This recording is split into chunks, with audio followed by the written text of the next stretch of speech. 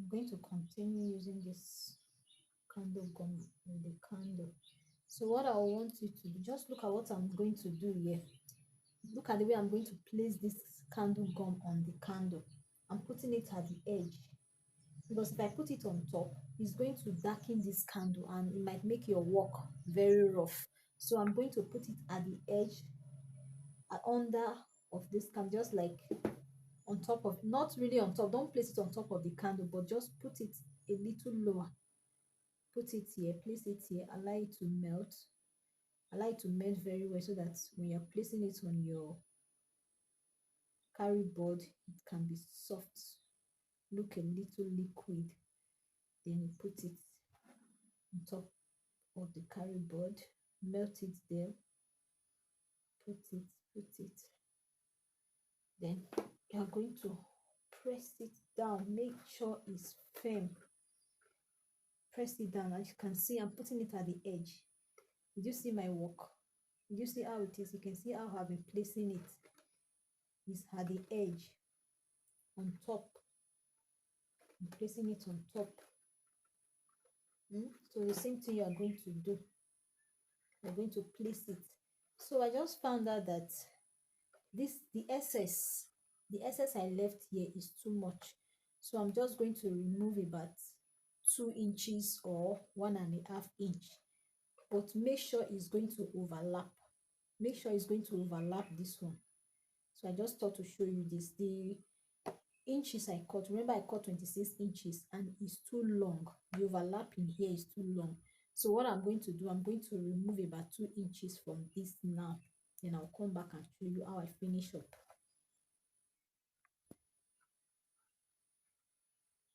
All right, after cutting it, this is what I have. This is about 1 inch here. This is about 1 inch. The excess I have inside is about 1 inch. If you measure it, is about 1 inch. That's the excess. The overlapping inside is going to be about 1 inch. So I'm just going to continue. I want you to see how I'm going to finish up. I'll put my candle gum at the edge.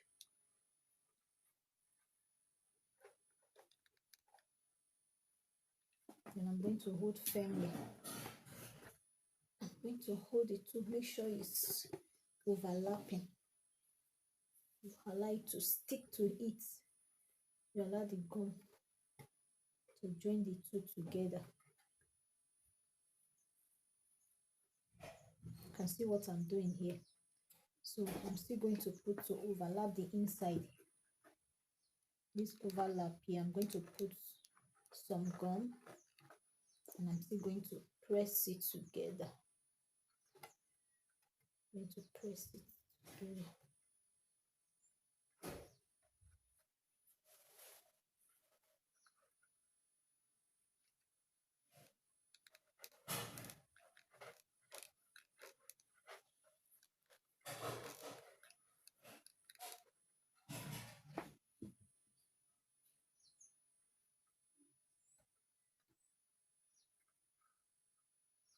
When you are doing this, make sure you take your time. You are not doing competition with anyone.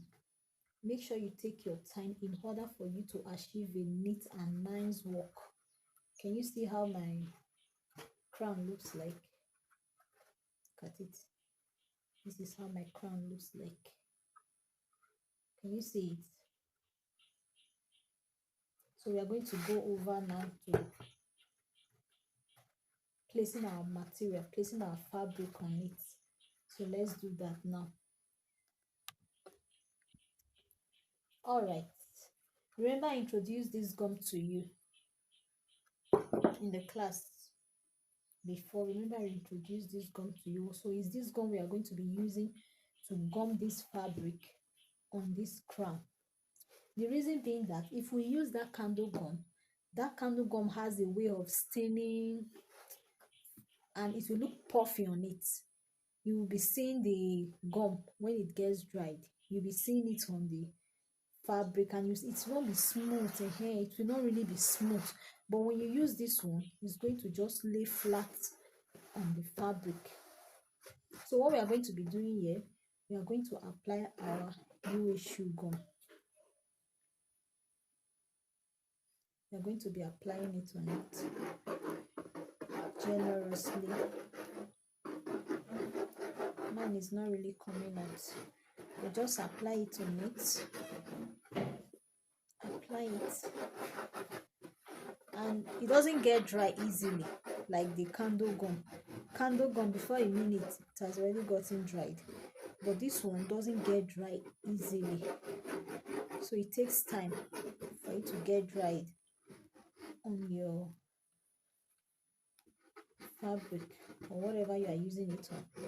You see the way I'm applying it on it. Make sure you apply it generously so that it can gum your fabric to this crown. I'm going to still apply it.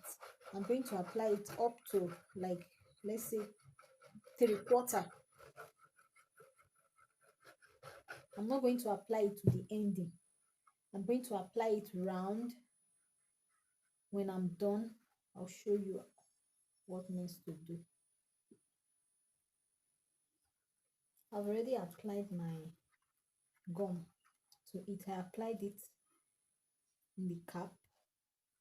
Then from here to about let's say to about ½ inch, I still apply. The reason why this gum is good and easier to use on this, you need to even allow it to get dried because it takes some time to get dried, unlike the candle gum we used before. So this is very important for this this work. So what we are going to be doing now, this is my fabric. I'm going to place it on it. This is the right side. This is the right side of the fabric and this is the wrong side. So I'm turning it. Remember, this is the right side. So I'm going to place it on it.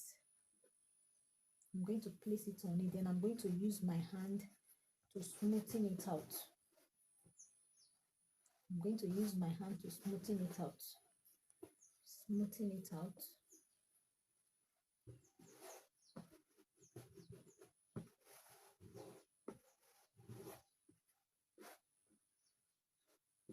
Make sure it's smooth. So what I'm going to do next, I'm going to take it from the two opposite sides. I'm going to place it down. The two opposite side. Can you see what I've done? The two opposite side. I've placed it down. Then I'll come to this side as well. The two opposite side. Can you see my hand? I'll still place it down. Why are we doing this? Because we want to get a neat finishing. We want it to be smooth. So what we're going to be doing next, remember, look at what I've done. So I'm going to be taking it gradually just to make sure that this top is smooth. Just to make sure it's smooth at the top. If you see that your gum is not really enough, you can go ahead and apply another gum, but make sure you allow it to get dry a little before you start gumming. It's like mine is not really gummy. I didn't allow it to get dried. Let me see if it's not gumming. I'm just going to go back, apply some gum where it did not really gum. Then this is what you are just going to do. Make sure the top is smooth. Make sure the top is smooth because we are still going to trim off this excess. That is why I ask you to put your gum from the top to about ½ inch or 3/4. Is it 3/4? Okay, yeah. So just continue with it. Any place that did not gum properly, I'm going to apply my gum. Look at these places gum properly. So if other part did not gum properly, I'm going to go back. I'll apply my gum. I'll apply this gum. Then I'll allow it to get dried. Then before I'll continue again. Very important. You can see what I'm doing. I don't want this video to be too long, so I'm going to go off. Then I'll continue it. When I'm done, I'll show you what it looks like. Just follow the process. When you follow the process I'm telling you, you see that you will achieve a neat finishing and your work will be wow. All right, I'm going offline now to continue.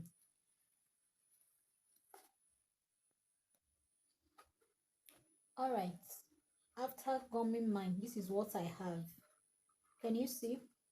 This is what I have, but I'm still going to gum, put some gum around this base so I can just lay it down flat. But it doesn't really matter, but I'm going to do it in order for me to achieve a smooth finishing. I want this thing to be smooth, so I'm still going to apply some new issue gum and then I'll smoothen it out just for this place to be flat and neat. So after that, I'm going to put this aside. After that, let me show you what we are going to be doing next. This is my material, the same one I use in covering this, the top of this fabric. And please try and make sure you iron your material. Look at mine is a little rumple here. So if you iron your fabric, it's going to be so smooth and neat. Do you understand? It's going to be so smooth by the time you iron it. So please make sure you iron all the materials you are going to be using. So we are going to cut out the material now that we are going to be using to cover this side. We are going to be covering this side to make our crown look very neat. And let's measure this. Let's measure it round. I'm looking for the back. Okay, this is the back. So I'm going to measure it round. Take my tape round. Don't know if you can see. This is 23 inches. This is 23 inches. So I'm going to be cutting this fabric. I'm going to be cutting this fabric on bias. I don't know if you understand what a bias is. The essence of cutting this fabric on a bias is for us to achieve a smooth finishing. So by the time we are covering the side of the crown, it's going to lay flat. That's the essence of cutting on a bias. So I can easily cut like this. But when I'm laying it on the crown, it's not going to lay flat. But by the time I cut on a bias, this is how to place a bias. This is my material. Then I'll take the edge. Can you see? This is on a bias. So I'm going to be cutting on a bias. All my measurement is going to be on this bias. So what I'm going to do now, I'm going to place it like this. And I'm going to try to take my measurement. Remember, we have 23.5 inches.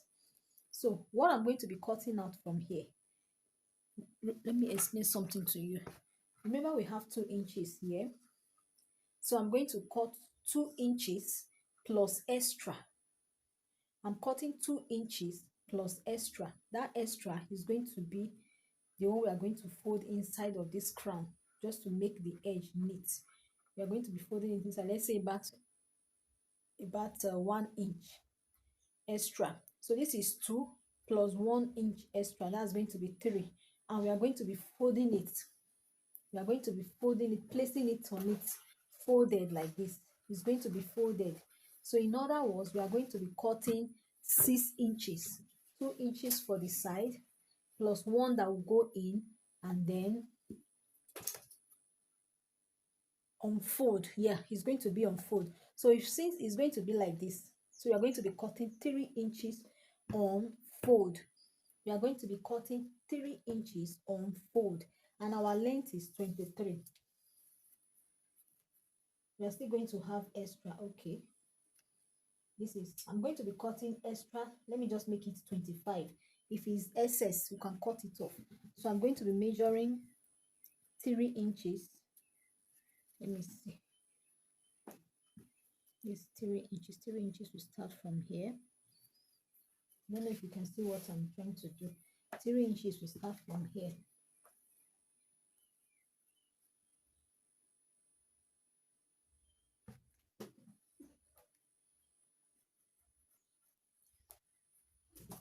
Then let me take my measurement. Remember, I'm cutting